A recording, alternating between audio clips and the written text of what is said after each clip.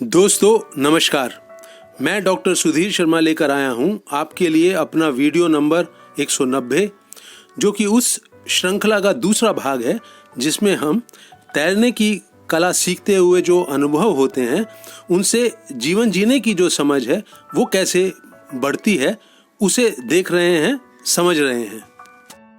आज के वीडियो का टॉपिक है नए अनुभव का डर।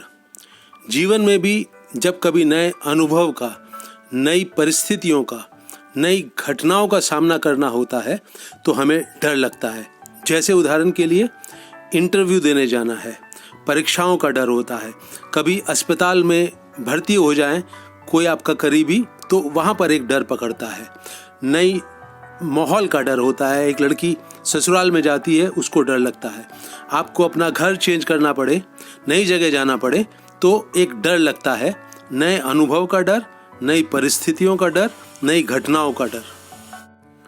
तो तैरना सीखना भी बिल्कुल नया अनुभव है किसी के लिए, तो डर इस तरह का उसको भी पकड़ता है।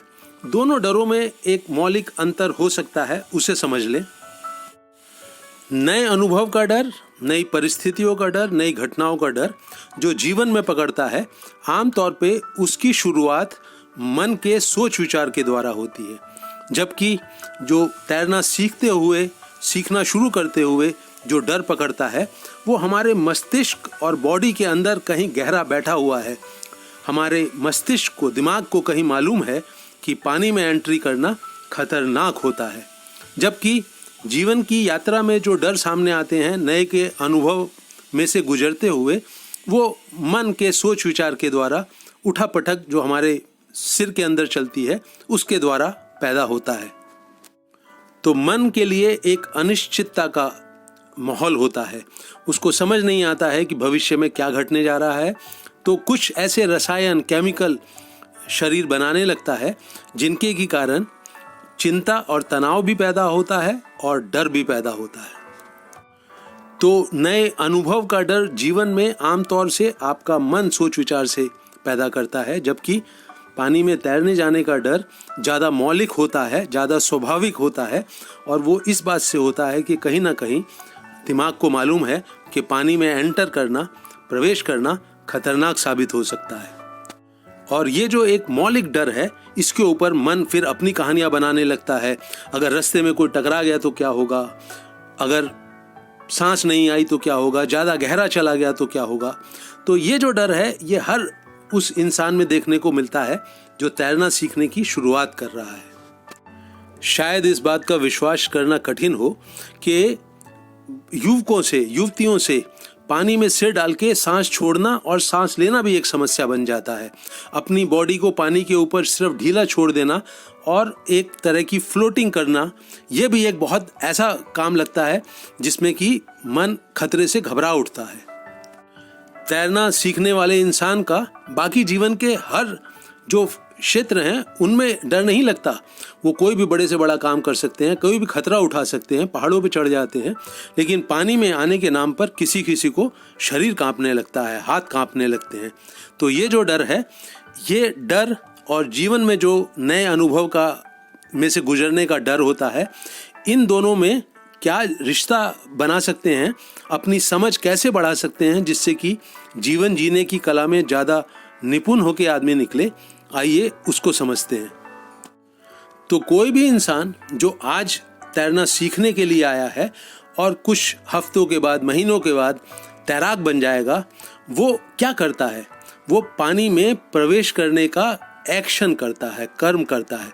वो बावजूद अपने डर के पानी में प्रवेश करता है, बावजूद अपने डर के वो पानी में सिर डालकर अंदर सांस नाक से छोड़ता है और बाहर निकल के मुंह से सांस लेता है। उसको डर लगता है अपने शरीर को ढीला छोड़ना पानी के ऊपर, उसकी सरफेस के ऊपर, लेकिन फिर भी वो छोड़ता है। तो वो हर उस एक्शन को जिससे डर लगता है उसको करता चला जाता है। तो दोस्तों, डर अपनी जगह अपना काम करता रहता है।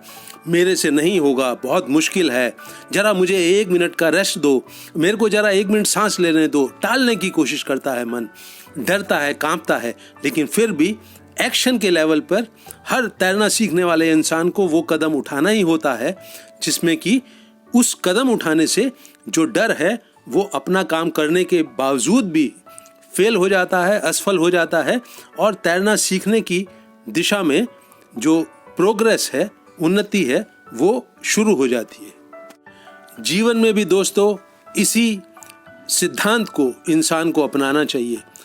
इंटरव्यू देना है, डर लग रहा है, लेकिन इंटरव्यू में से गुजरो, पहला कदम उठाओ, तैयारी करने का कदम उठाओ, लोगों से बात करो, किस तरह के सवाल पूछे जाते हैं, ये सब एक्शन वाले कदम हैं, इनको उठाओ। इंटरव्यू के दौरान जो भी डर लगेगा वो अनुभव से कर करके प्रैक्टिस कर करके बार बार गुजर कर आपको इंटरव्यू देने की कला में पारंगत बना देगा। ये जो तरीका है जीवन के हर अनुभव पर काम करता है। आपको अस्पताल के दौर से गुजरना है, कोई करीबी बीमार हो गया है, आप बीमार हो गए हैं, गुजरे, एक्शन के कदम उठाते जाएं। डर, चिंता, तनाव अपनी जगह काम करते रहें, लेकिन एक्शन का कदम उठाना ना भूलें। एक्शन का कदम उठा के एक दिन सीखने वाला इंसान तैरना सीख जाता है, गहरे पानी में अच्छी तरह से तैरता है। उसी तरह से जीवन में डर लगे, चिंता सताए, तनाव पकड़े, किसी भी अनुभव से गुजरने के पहले उसकी चिंता ना करके एक्शन का कदम उठाते जाएं। जीवन में एक्शन का कदम उठा के अभ्यास कर करके आप निश्चित ही सफलता के और करीब पहुंचते जाएंगे, जीने की कला में निपुण होते जाएंगे। तो एक्शन का कदम उठाइए, डर, चिंता, तनाव को अपना काम करने दीजिए, उनको वो आपको रोकने की कोशिश करें, लेकिन आप बिल्कुल कॉन्फिडेंस के साथ एक्शन का कदम उठाओ। वही उस डर का, चिंता का, तनाव का इलाज है। तो तैरना सीखने की कला ने हमको जीवन जीने की कला में जो थोड़ा सा निपुण बनाया है, इसको ध्यान में रखते हुए हम अपने जीवन में इस समझ को अवश्य उतारें। अपने इस वीडियो को दोस्तों मैं यहीं रोक रहा हूँ। मुझे उम्मीद है ये आपको उपयोगी लगेगा। इसमें जो बात मैंने आपसे साझा करी है उसे आप जीवन में उतारेंगे। मेरे इस वीडियो को आप शेयर भी करेंगे, लाइक भी करेंगे प्लीज़, और मेरे चैनल हैप्पीनेस सीक्रेट को सब्सक्राइब भी करें। इस श्रृंखला की अगली कड़ी में हम बात करेंगे उन सिखाने वालों की, कोच की, स्विमिंग में कोच की, और ज़िंदगी में उन सिखाने वालों की जो कि हमको जीवन की यात्रा के दौरान महत्वपूर्ण ज्ञान देते हैं, अनुभव देते हैं, हमारा हौसला बढ़ाते हैं। तो उन कोचेस की, उन टीचर्स की बात करेंगे जो स्विमिंग में भी काम आते हैं और जीवन में भी। आप मुझे अपनी राय और सुझावों से अवगत कराते रहें। इस वीडियो को अंत तक वॉच करने के लिए आपका बहुत बहुत धन्यवाद।